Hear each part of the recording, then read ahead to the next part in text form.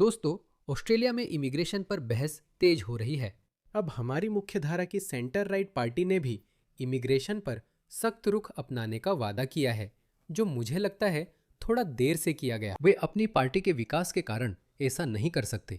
वे वाम झुकाव वाली पार्टी से सीधे कट्टर दक्षिणपंथी पार्टी नहीं बन सकते, लेकिन यह बदलाव स्वागत योग्य है। लेकिन असली व्यक्ति जो बदलाव ला सकती है वो पॉलिन हैंसन है। मैं उनकी पार्टी का पूरा समर्थन नहीं करता, लेकिन उनकी बातें पसंद है। मुझे विचारों की स्वतंत्रता अच्छी लगती है, क्योंकि हर बात से सहमत होना जरूरी नहीं है। मुझे बेन रॉबर्ट स्मिथ मामले पर उनका रुख पसंद आया, हालांकि मुझे कुछ लोगों से गालियां भी सुननी पड़ी। ये हाल के समय में मेरी सबसे ज्यादा नापसंद की गई वीडियो में से एक थी, जिसमें सिर्फ 89% लाइक डिसलाइक रेशियो मिला। मुझे अक्सर 99.96 या 99.95 मिलता है, लेकिन इससे फर्क नहीं पड़ता, इसलिए मैं राजनेता नहीं हूं और न ही बनना चाहता। एक टिप्पणीकार होने के नाते मैं अपनी राय बना सकता हूं। पसंद आना या न आना आपकी इच्छा है। पॉलिन हैंसन ने फिर इंटरव्यू दिया है। मैं आपको उसकी छोटी सी क्लिप दिखाने जा रहा हूं, जो मैंने अभी नहीं देखा, पर मुझे पसंद आएगा। क्या आपको लगता है कि अच्छे मुस्लिम होते हैं? ओह, वो इसाक बटरफील्ड है, ऑस्ट्रेलिया के सबसे बड़े यूट्यूबर। क्या आपको लगता है कि अच्छे मुस्लिम होते हैं? मुझे विश्वास है कि ऐसे मुस्लिम्स हैं जो बस अपनी जिंदगी में शांति, सद्भावना और समृद्धि के साथ जीना चाहते हैं। वे बस अपनी जिंदगी आगे बढ़ाना चाहते हैं, लेकिन अनिश्चितता के कारण उनके विश्वास नहीं जानते। आप जानते हैं, अगर कट्टरपंथी इस्लाम दुनिया भर में फैल रहा है, हमें तैयार रहना होगा कि यहाँ शरीयत कानून लागू न हो, क्योंकि ये कट्टरपंथी इस्लाम का हिस्सा है और वे अपनी संस्कृति थोप रहे हैं। शरीयत कानून हमारे पास, आप जानती हैं, हलाल है, बैंकिंग सेक्टर भी है, हमारे पास बहुविवाह है, वे 4 तक पत्नियां रख सकते हैं। ये सब ऑस्ट्रेलिया में हो रहा है, आप जानती हैं, ये सब चीजें हैं। मैंने पहले भी कहा है, पॉलिन ये नहीं कह सकती, लेकिन मैं फिर कहूंगा, एक अच्छा मुसलमान कौन है ये बताइए।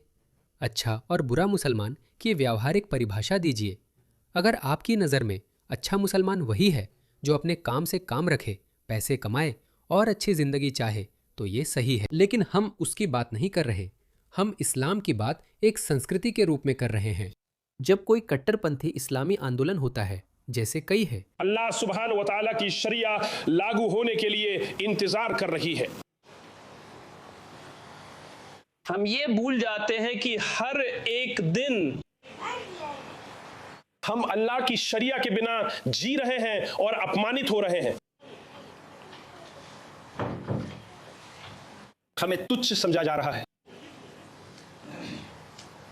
मुसलमानों का खून सस्ता हो गया है। जो कहते हैं कि हम ऑस्ट्रेलिया पर कब्जा करना चाहते हैं, जो कहते हैं कि हम ऑस्ट्रेलिया में शरीयत लागू करना चाहते हैं, हम अल्लाह का दीन, अल्लाह का धर्म यानी इस्लाम को पूरी दुनिया में फैलाना चाहते हैं वगैरह, वो हमेशा एक बहुत छोटी अल्पसंख्या होगी, 5 से 10%, ठीक है। लेकिन समस्या ये है कि जो लोग क्रांति लाते हैं, उन्हें सिर्फ 5 से 10% ही चाहिए होते हैं। हर कोई सक्रिय भागीदार नहीं होता, लेकिन जब क्रांति आती है तो हर कोई उसके साथ चलने लगता है। मैंने ये उदाहरण पहले भी कई बार दिया है। 1933 में कितने अच्छे जर्मन थे जिन्होंने हिटलर को वोट नहीं दिया था। 1933 में हिटलर को सिर्फ 25% वोट मिले, 75% ने उसे वोट नहीं दिया।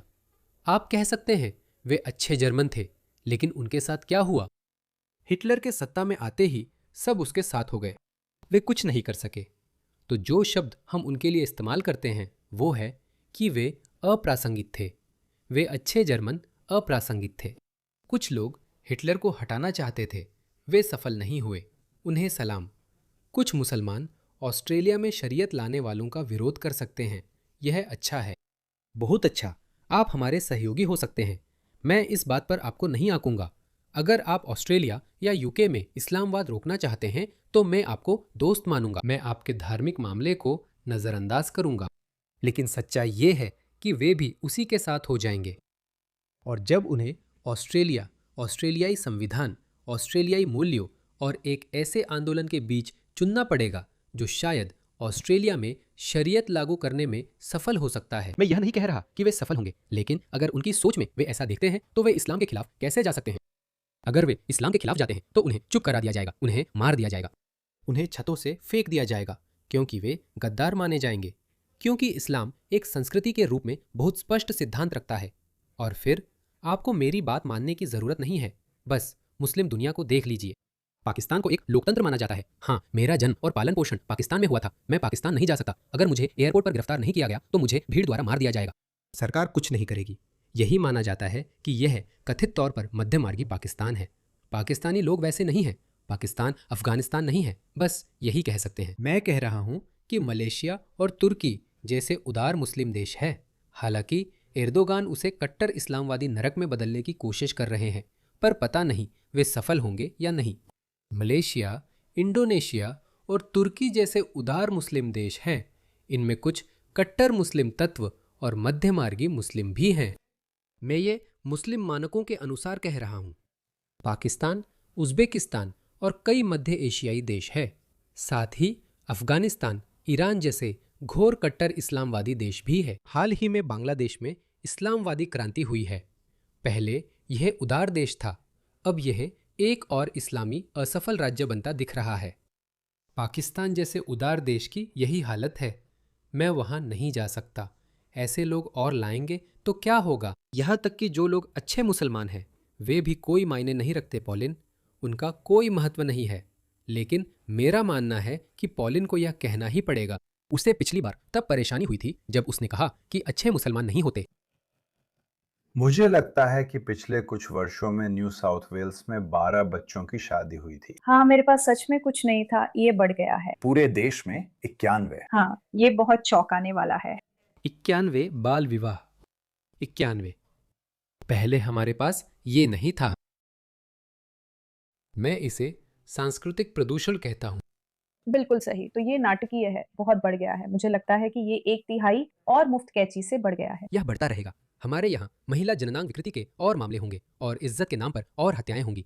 यहाँ पहले भी ऑनर किलिंग्स हो चुकी हैं। एडिलेड में मैंने पिछले साल एक खबर कवर की थी जिसमें एक इराकी पिता ने बेटी की हत्या या हत्या की कोशिश की थी। मुझे लगता है वो इसलिए बची क्योंकि उसका बॉयफ्रेंड था। मुझे नहीं पता वो ऑस्ट्रेलियाई था या नहीं, फर्क नहीं पड़ता। हमारे यहाँ ऐसी समस्याएं आएंगी, बहुत ज्यादा ऐसी समस्याएं होंगी।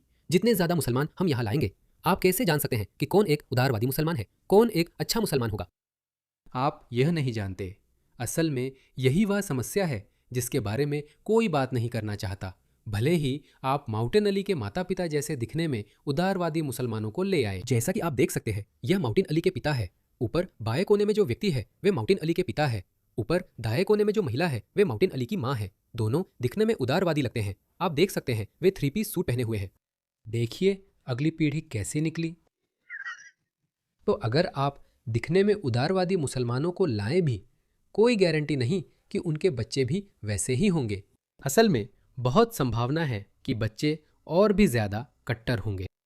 और इसके पीछे एक पूरी तरह से तार्किक रूप से समझाई जा सकने वाली सामाजिक घटना है। जब मुसलमान मुस्लिम देशों में रहते हैं तो उन्हें किसी विदेशी संस्कृति या विदेशी धर्म से कोई खतरा नहीं होता, क्योंकि ज्यादातर मुस्लिम देश काफी हद तक एक रूप होते हैं। ठीक है, पाकिस्तान 90%, 95% मुस्लिम है और वह पारंपरिक जातीय समूहों से बना है। लेकिन जब आप किसी विदेशी देश में जाते हैं, जैसे कि यूके या ऑस्ट्रेलिया या अमेरिका या कनाडा जैसे किसी काफिर देश में, भले ही आप अपने समय के एक उदारवादी हो सकते हैं, लेकिन अब आप एक बहुत ही उन्नत और श्रेष्ठ जीवन शैली यानी पश्चिमी जीवन शैली से मुकाबला करने जा रहे हैं। तो हमने देखा है कि वे प्रवासी, खासकर मुसलमान, वे क्या करते हैं कि वे अपने बच्चों को पश्चिमी प्रभाव से बचाते हैं। तो वे क्या करते हैं? वे उन्हें मस्जिदों में भेजते हैं, वे उन्हें धार्मिक स्कूलों में भेजते हैं।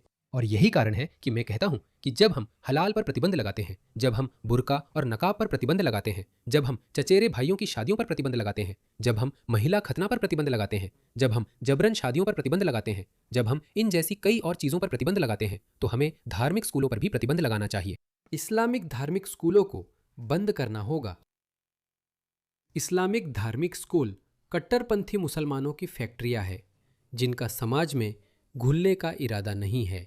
अब मध्यमार्गी मुसलमान भी कहते हैं, हमें समाज में घुलने मिलने की क्या जरूरत है। मैं आपको उस मध्यमार्गी मुस्लिम पत्रकार का ट्वीट जो वॉशिंगटन पोस्ट में है दिखाता हूं। इसे देखिए। ये लेख शदी हमीद ने लिखा है। वह वॉशिंगटन पोस्ट में कॉलमिस्ट है। वह कहते हैं, मुसलमानों को बाकी सबकी तरह क्यों होना चाहिए। मैं यह साबित करते करते थक गया हूं कि अमेरिका में मेरी भी जगह है। ओह, वो ये साबित नहीं करना चाहते कि वो अमेरिका के हैं। अगर आप सच में किसी देश के हैं तो कुछ साबित करने की ज़रूरत नहीं होती। मुझे कभी भी किसी ऑस्ट्रेलियाई ने अलग तरीके से नहीं देखा, कभी नहीं। जानते हैं क्यों? क्योंकि मैं ये नहीं कहता, अरे मैं मुसलमान हूँ, मैं एक भूरे रंग का आदमी हूँ। जानते हैं ऑस्ट्रेलिया ने क्या किया? आप जानते हैं, ऑस्ट्रेलिया एक उपनिवेशवादी देश है जिसने कई आदिवासियों का नरसंहार किया था। मैं ये बातें नहीं कहता क्योंकि मैं इन पर विश्वास नहीं करता। मैं बहुत आभारी हूँ कि कुछ यूरोपीय लोग इस महाद्वीप पर आए और इस अद्भुत देश का निर्माण किया। हम सभी के लिए आनंद लेने के लिए यह एक अद्भुत देश है। मैं आदिवासी लोगों को जानता हूं और देखिए, मैं आदिवासी समुदाय की बात को कम करके नहीं आंक रहा हूं, ठीक है? उनकी जीवन शैली प्रभावित हुई थी, मैं कहूंगा बेहतर के लिए। यह मेरी राय है, लेकिन ठीक है, आप जो भी विचार रखते हैं रख सकते हैं, लेकिन यह अच्छी बात है कि ऐसा हुआ। लेकिन जब मुसलमान यहाँ आते हैं तो वे क्या कहते हैं? जब वे यहाँ आते हैं तो वे यही कहते हैं, वे इसका फायदा उठाने की कोशिश करते हैं। दोस्तों, मेहदी हसन और बुसा शेख और इन सभी लोगों का काम हमारे देशों को अंदर से कमजोर करना है। मैं नियमित रूप से मेहदी हसन की बातों का खंडन करता रहूंगा क्योंकि उसकी दलीलें बहुत बेवकूफ़ी भरी है। मैंने हाल ही में एक और वीडियो भी बनाया है। तो जब ये लोग ऑस्ट्रेलिया आते हैं तो यही करते हैं। ये तीसरी दुनिया के गंदे इलाकों से आते हैं जहां इन्हें किसी भी संस्कृति या सभ्यता की परवाह नहीं होती। ये बस उन्हें नष्ट कर देते हैं और इस्लाम थोपते हैं। ये आदमी है अहमद ऊफ। और इसे देखो, ऑस्ट्रेलियाई होलोकॉस्ट। ऑस्ट्रेलियाई हॉलोकॉस्ट 26 जनवरी 1788 को शुरू हुआ था। चुप रहो, यहां से जाओ, नागरिकता रद्द, देश से बाहर। मुश्किल समय में कड़े कदम उठाने पड़ते हैं। हमें इन जंगली लोगों से नैतिकता का पाठ सीखने की जरूरत नहीं है। हमें जरूरत नहीं है, हम इसे बर्दाश्त नहीं करेंगे। चुप रहो, अब बहुत हो गया। जब भी कोई ऑस्ट्रेलियाई संस्कृति, ऑस्ट्रेलियाई समाज या ऑस्ट्रेलियाई जीवन शैली को कमजोर करने की कोशिश करता है, हमें आपकी बातों में कोई दिलचस्पी नहीं है। तो इंतजार करो जब ऑस्ट्रेलिया में एक सख्त दक्षिणपंथी सरकार आ जाएगी। मैं कोई राजनेता नहीं हूं, लेकिन उम्मीद करता हूं कि मैं पक्ष ले सकता हूं, ठीक है? या एक सलाहकार के रूप में या एक कंसल्टेंट के रूप में। मैं निर्वासन प्रभारी बनना चाहता हूं। मैं यहां एक बहुत अच्छा सवाल पूछने जा रहा हूं। अरे प्यारे मुसलमान, आप बाल विवाह के बारे में क्या सोचते हैं? हाँ, मैं खिलाफ हूं। तो आप पैगंबर मोहम्मद और आयशा की शादी के भी खिलाफ है? नहीं, तब हालात अलग थे। रद्द करो, निर्वासित करो। क्या आपको लगता है कि हमें इस बसाहट उपनिवेशवादी राज्य से छुटकारा पाना चाहिए? हाँ, निर्वासित करो। मैं इतना बेरहम ही रहूंगा? चलिए पॉलिन का वीडियो पूरा करते हैं। मुझे बात करना बहुत पसंद है ना? आपने उन्हें विदेश भेजा, वहाँ बाल विवाह हो रहे हैं, उन्हें वापस लाने के लिए। हाँ, ये धार्मिक नहीं है। ये धार्मिक है पॉलिन, ये इस्लाम है। तुम्हें नरमी दिखाने की जरूरत नहीं डार्लिंग, उन्हें सबक सिखाओ। ये वही लोग हैं, यह इस्लाम है। हाँ, उन्हें वापस लाने के लिए। हाँ, ये धर्म नहीं है बल्कि एक संस्कृति है जो ऑस्ट्रेलिया जीवन शैली से मेल नहीं खाती। ये उनका धर्म है। उनका धर्म इस्लाम ऑस्ट्रेलियाई जीवन शैली के अनुकूल नहीं है और हमें अपनी जीवन शैली के लिए माफ़ी मांगने की ज़रूरत नहीं है। जैसे कि मसाई जनजाति या अमेज़न की कोई जनजाति या जापानी समाज या कोई भी अन्य समाज केवल अपने अस्तित्व के लिए माफ़ी नहीं मांगता, वैसे ही हमें भी माफ़ी मांगने की ज़रूरत नहीं है। मुझे समझ नहीं आता इन एंग्लो देशों को क्या हो गया है। यही कहते हैं कि हम हर संस्कृति का स्वागत करते हैं। आप हम पर सांस्कृतिक मूल्य थोप सकते हैं और हम ताली बजाकर कहेंगे, क्या ये सुंदर नहीं है? ऐसा नहीं है। यह एक सड़ी हुई विचारधारा है जिसका बड़ा हिस्सा आतंकवाद पर आधारित है और जो उनकी संस्कृति और जीवन शैली से मेल नहीं खाती। ऑस्ट्रेलिया जागो, ये तुम्हारे आसपास हो रहा है। ये इस्लामी विचारधारा है। देखिए, अगर उन्हें हमारी अगली प्रधानमंत्री बनना है तो मैं समझता हूं कि उन्हें थोड़ा संयम बरतना होगा और उन्हें थोड़ा और सावधान रहना होगा। लेकिन उन्हें सच में एक रॉटविलर की ज़रूरत है, जैसे रिफॉर्म के पास आयुषा है।